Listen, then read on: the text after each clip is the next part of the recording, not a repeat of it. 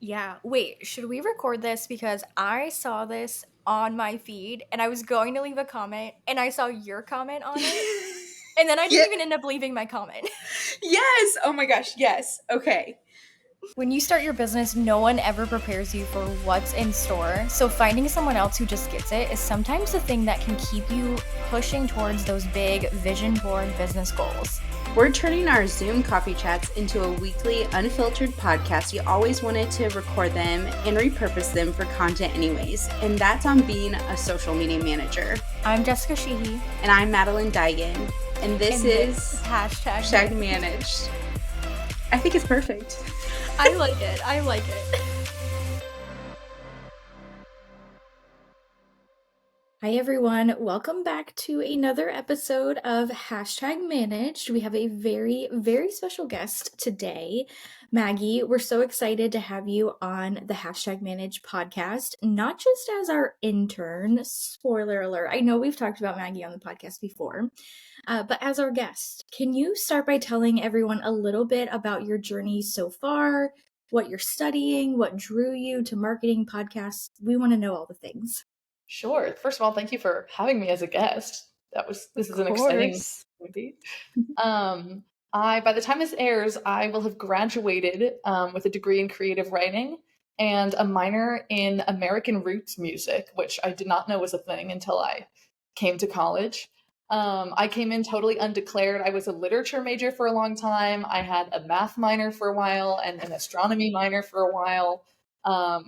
It was fun to just explore a bunch of different things and take classes in a bunch of different things and realize like, okay, this might be a hobby for me, but I don't really see it going any further than that. So we wound up with writing and music, which I guess I kind of could have predicted in high school, but was kind of too nervous about declaring that right away. I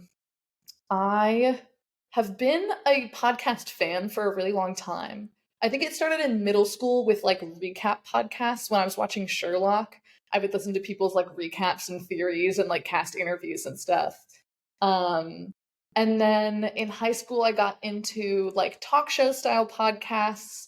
Still Buffering was the first one of those I listened to. It was like three siblings talking about the 90s versus the 2000s. And then I got into like fiction podcasts, Welcome to Night Vale and the Magnus Archives and stuff like that. And that was a really exciting new form of storytelling for me. I started writing a fiction podcast during COVID lockdown, and it didn't wind up going anywhere, but it was like cool to have that experience. And then I wrote another fiction podcast with a friend of mine from high school in 2022. And that's called Greek Life, and it's about the Greek gods and goddesses going to college. And that we did produce and put out on all platforms. And it was just kind of like an experimental thing of like, can we do this? You know, like audio quality is not perfect and all of that, but it was, you know, we put out a full season of a show that didn't exist before. And then I did a journalism podcast last spring for a class I was in. So it was cool to dabble in different genres. But then, yeah, and then I found you guys when I was looking over the summer for, you know, jobs and internships and where can I plug in my skills and interests. And I started getting a little bit of behind the scenes marketing experience in an internship I had when I studied abroad in London for a semester. I got to intern in the music industry doing promotion and PR and merchandising and release schedules and stuff like that. And that was super exciting. So yeah, now I'm here. So, in conclusion, Maggie's I want to be Maggie when I grow up. I think we said that, like, I have told her that multiple times throughout this internship. Like, you are just so cool. But okay, let's get into the rapid fire. So, a celebrity you'd love to meet. I think Io Adebari, who plays Sydney on The Bear. I think she's so fun. She did a lot of comedy before switching to drama, which makes her a really good drama actor because her timing's really good. But she also just seems like, I feel like personally we would be best friends if we I love that. Can't live without my earbuds and my water bottle. The day is kind of over for me if I realize I've left the house without one of those. An alternate it's this question, I'm curious about this one. So, an alternate universe job. Yeah, I think I have like two answers for this. Okay. And one of them is a songwriter. And the other one is a choreographer slash manager for a boy band. Oh, I I love that. I haven't had a boy band in a while. We Yes, I feel like, haven't. Okay, wait. no, we need to bring them back. And what would you say the best boy band of all time has been? I feel like I'm not super qualified on this because like my era of boy band was basically One Direction, and I wasn't Hey. even into them when they were big. I got Oh, into them like after that. okay. But there is still a nostalgia factor there that I have to lean into. Okay, and then last question, favorite brand?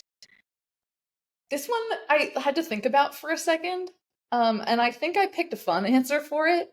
I think I have to go with Lego Yeah. because I think that like they're very clever with like what they do. They keep doing variations and like different partnerships and stuff, and they're working towards sustainability. And they, like they're a kid's toy, but they're also like an adult collector's item. Mhm. Yeah, I think that they're thoughtful with what they do and creative. I like Yeah. that answer. I love that. I feel like Lego is iconic. And yeah, I feel like it's one of those, it's a nostalgic brand and they're really great at nostalgic marketing. But to your point, Maggie, like they are so great at always staying like ahead of the curve and like on top of trends and pop culture and, movies, film, all of that. So, okay, let's dive into our questions because we have many, many questions for Maggie, and just so excited to bring her perspective on the show as well. So, okay, let's kick off with the first one. So, Maggie, what's been your favorite part of the internship so far? And is there a task or tool that you've especially enjoyed working with? Yeah, I think it's been really cool to be a part of #managed as it's kind of gone from like version 2 into version 3. And to be able to give suggestions and recommendations that have been taken and like have become a part of the show in its modern form. That's been really cool. Just kind of helping to redesign a little bit and like having the little sound bites for the segments and things like that. Mhm. Um, and I really do like the listener spreadsheet. I'm just kind of a geek about spreadsheets. And it's been really cool to see like the way that we've increased since we've started making these changes, Mhm. especially having guests on and doing part 1 and part 2, and just figuring out like what makes people stick around longer, what do people want to hear, has been really cool to like see the behind the scenes numbers on. Yeah. Yeah. Yeah. I have to say too, like obviously as like Maddie and I really as right co-hosts being like the, reciprocants of all of these ideas, it's so great to be able to have like we have our weekly brainstorming sessions. We call them planning meetings, but we're brainstorming. We're really talking about what's working, what's not working. And I think to Maggie's point about it, I think anything marketing or business, like not even just a podcast, like as a a content medium, but having ideas that are thrown out and actually executing those ideas, like that's the only way you're going to be able to know if things work, if they don't. And like Maggie said, data. Data is your friend. I also want to add to, like, I love that you have shared your ideas, like, without any shame or hesitation, because I think back to my internships and just being scared. I think I was scared. And I'm hoping we like did create that atmosphere for you where it's like we're like, no, please share your ideas because we know like you never want to be the smartest person in the room. We clear like we I don't want to say we're winging it, but like we are, like yeah, Sometimes. Yeah. sometimes. Okay, but next question. You mentioned your passion is helping artists connect with their audiences. What kind of role or space do you envision for yourself in the industry post graduation? Yeah. I am really interested in the entertainment industry in a lot of different spheres. And because I have that little bit of experience with the music industry in particular, that those are some of the things I've been looking into for myself in the future. I'm really drawn to Nashville. That seems like an exciting place to be for the music industry. Mhm. Um, but I love like the behind the scenes of like helping audiences get to know artists through digital platforms, because that is where all of that happens now. Um, I did a research project a year and a half ago about how different genres, like based on their history, you can market them in different ways. Where it's like pop Yes. music is all about getting to know the artist themselves, versus like Mhm. indie music is like honoring a lineage of like our band will remind you of this band, will remind you of this band. So that kind of like puzzle solving, especially within the world of music, um, is exciting and fulfilling, I think. Um, yeah, I'm also, this is sort of like a tangential thing, but I know that there are people whose job it is to get music for TV shows and movies. Um, and I That'd think be that would be the coolest thing ever. so cool. Because are you I like me? Are you like me? Like where just like music actually play out in your head, like you're the main character and you're like, this song would be playing as I enter the room right now. yes, all Or the are you time. normal? Okay. Glad to know it's not just me. So funny. I feel like that would be like what a perfect job for you, Maggie, like to integrate like all of the things that you really love and are passionate about. And that has to be such a really cool career in general. I love it. One of my favorite things about I love all genres of music, which I think collectively all of us here on this podcast do too, which I think is really fun. And I think one of the reasons why we were all so drawn together, and I really love like being inspired from like movies and TV shows. Like that's where I find a lot of music. Like I feel Oh, like I'm always like queuing up playlists or whatnot, and people are like, "Oh, like how do you know that song?" or "Where did you hear it?" Nowadays, not to bash it by any means, we are social media marketers, but most people are getting their music from Instagram Reels or TikTok, which is great. Great platforms, especially for like indie artists as well. But I think there's just so much that can come from that. So that's yeah, so yeah. There's Wait, so okay, many songs. Mhm. I was gonna say too, are you somebody, because I think this is like a sixth sense of mine, not really, but do you guys ever hear a song and you can tell somebody like what movie that song was in? Yeah. No, okay. Depends on the but usually yes. Like I always think of like the Guardians of the Galaxy soundtrack. Those songs are from like Soundtracks, generations, yes. but those songs in particular, like my peers would not listen to if it weren't for them being on the sound. Whether or not we saw the movie, the fact that they were in the movie like put them back into the zeitgeist, and now like we listen to like Lakeshore Drive and like Southern Nights and all these songs. I think too, I'm definitely aging myself since I'm such a 90s baby though.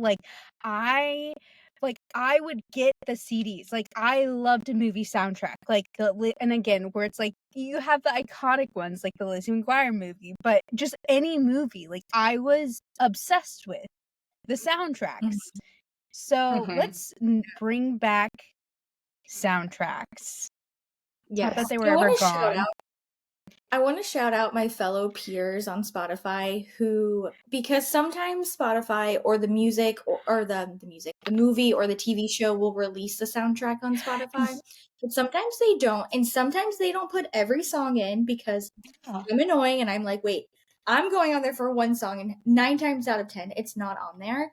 But shout out to my fellow Spotify users who create their own playlists for the soundtrack, Mm. because then they are pulling in everything. Even if it's just a sample, like I want it on the soundtrack because I probably vibed with it. Like I probably want to hear it again. So, yes.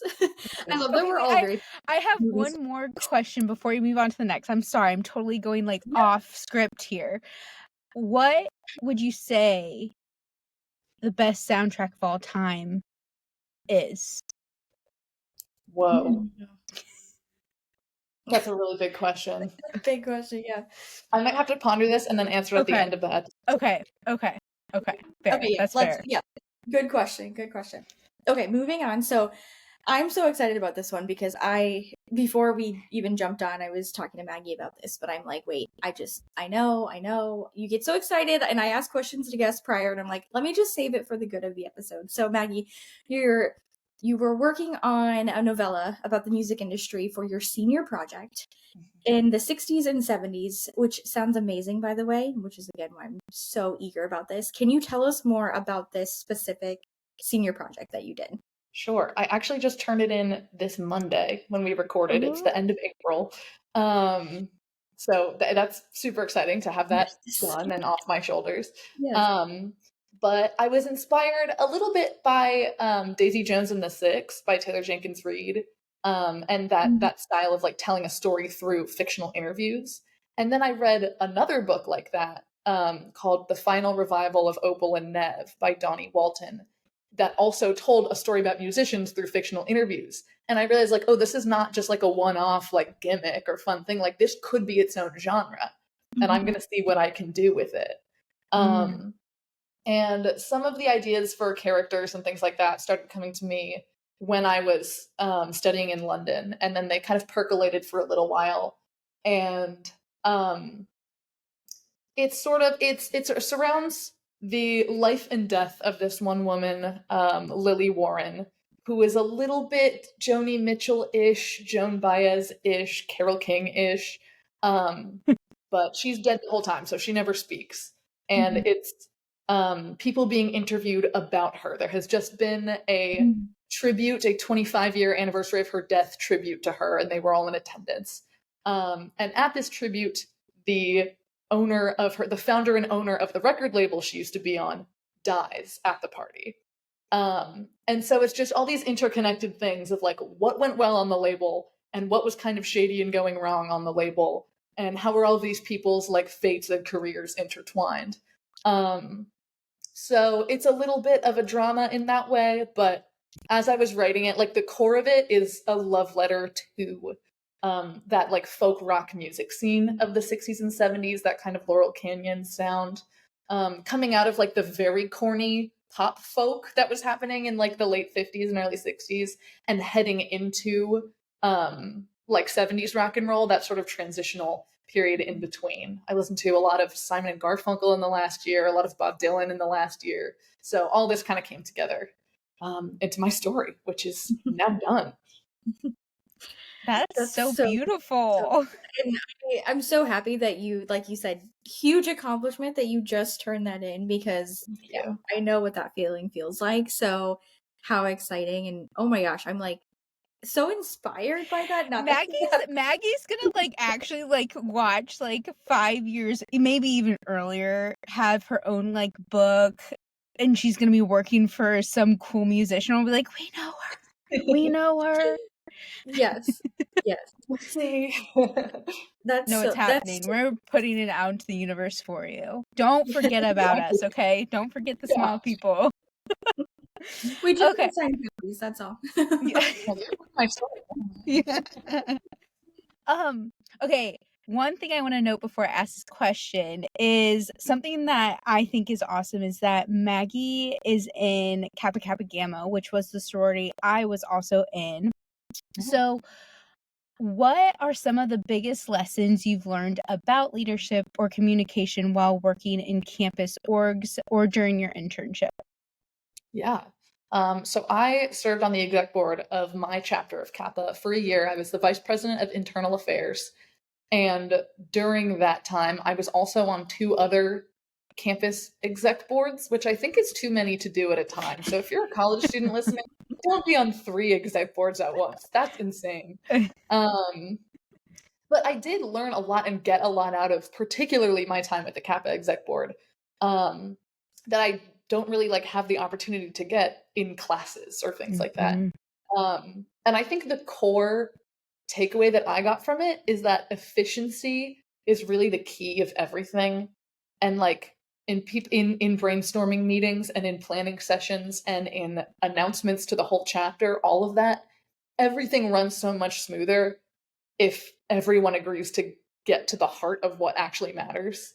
Um, because you can spend a lot of time talking around things, or you can just start throwing ideas out and seeing what happens. And then once there's an idea that sounds like, okay, that could work, figuring out like, okay, well, what's the first step and can we take it right now?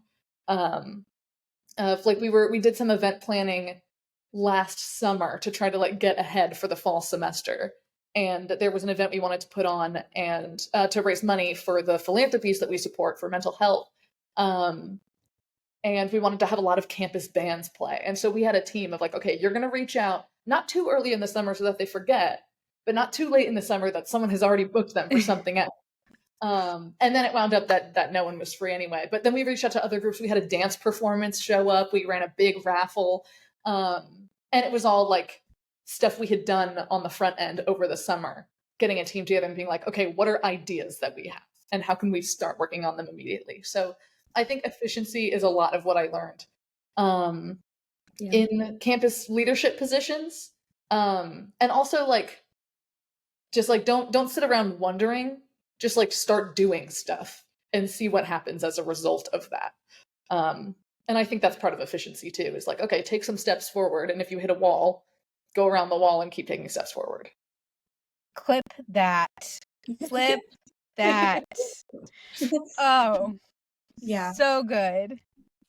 Yeah, that was so good. And you know what this reminds me of? Maddie and I were recently talking about this a couple weeks ago, or maybe a couple months ago now, where there's just something so different. And I think that's where we just really love your energy, Maggie, because there's just something so different about being in college. And I don't know, again, I'm aging ourselves.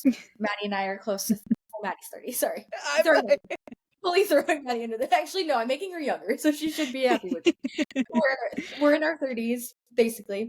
And it's just so different from like what we do now versus like what we did in college. And this is a conversation I have with my husband all the time. Like, I'm like, between him and I, like multiple internships, multiple jobs, like majors, minors, full class load, social life. I'm like, now I'm like, I have to plan social things like 2 weeks out in advance. And like, to get to that point, I'm like, do I want to go? Do I not want to go? So I love that. But I love that you have such an extensive background. And I think everyone probably just saw that other little loop of Maddie and Maggie being in the same sorority, which I feel like is always something to kind of connect you guys and just to your community and sisterhood in general. So yeah, that was really exciting when you guys first reached out to me after I applied for the internship and like making that connection. Because that was something that people told me. Like I kind of went through recruitment on a whim. My cousins were like, just try it. It'll be so much fun. I was like, I don't really know what a sorority is, but okay. And you also hear like horror stories. You're like, are you sure? Right. I'm like, is this like Mean Girls? It's not. But like part of what I've gotten out of it and what's been important about being in a sorority to me is the network. And realizing like wherever I go, like I go to a relatively small school. I think there's 2,600 students here right now. Versus my sorority where there's hundreds of thousands of active members right now, plus alumni on top of that.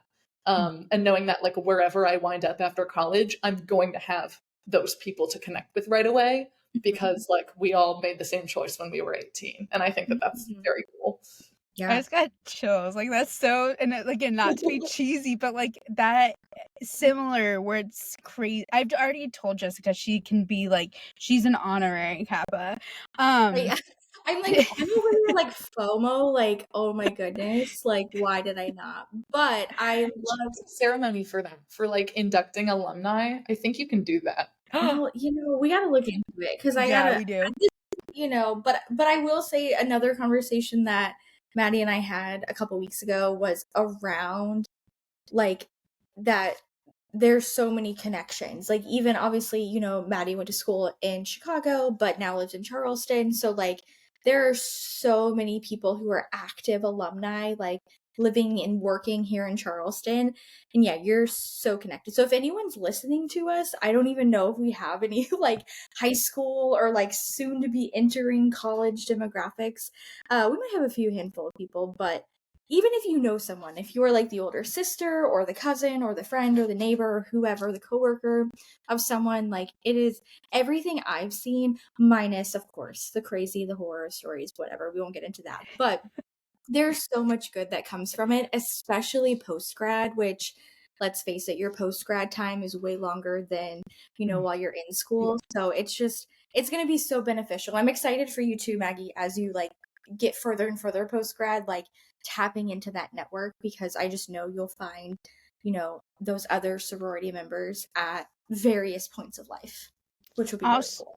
Also, if you're a Kappa Kappa Gamma listening to this, share it or like comment. That'd be cool too. If you're Meghan Markle, like Meghan Markle, Whitney Wolf, maybe we just need to send it to like the Kappa headquarters. I actually do have some friends who actually work at Kappa headquarters, so I probably will share this little soundbite and be like, hey. Yeah, Kappa headquarters is like right up the street from my school. I go to school in Central Ohio, and so I've gotten to visit there, and a lot of alumni from my chapter work at headquarters. It's awesome. That's cool. That's cool. Yeah. Okay. I feel like there's like a lot of good things happening from just this episode alone, from that connection.